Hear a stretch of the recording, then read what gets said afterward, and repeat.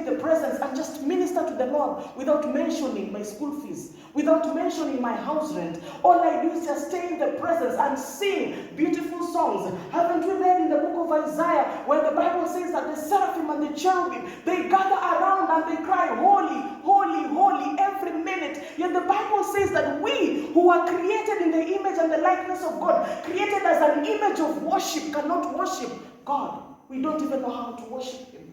We don't know his names.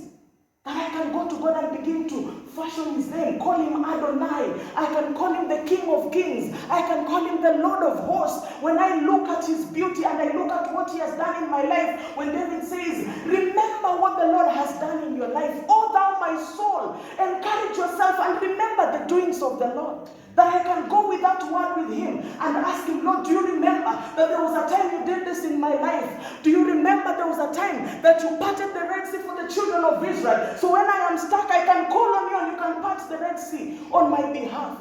So I can stay in the presence of God and just to even know him. Because when he calls me, I have to know him. I have to know this God that I'm going to represent. When I go before Pharaoh and I tell Pharaoh, let the children of Israel go, whom am I going to say he is if I have not encountered him? And that is why even Moses asked, whom do I tell him that you are?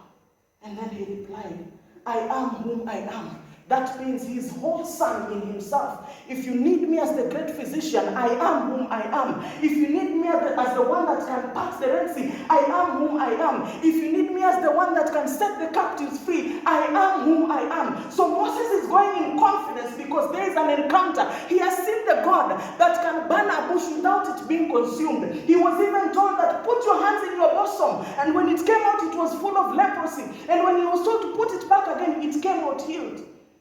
That tells you that I have encountered the great physician. So I can stand before Pharaoh. When he was told, pick up that rod, what is in your hand? And when he threw it on the floor, he turned into a serpent.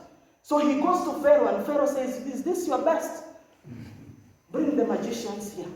They do the same. But that encounter reminded him, I am whom I am. And so when we are going out there to preach Jesus, to preach the gospel of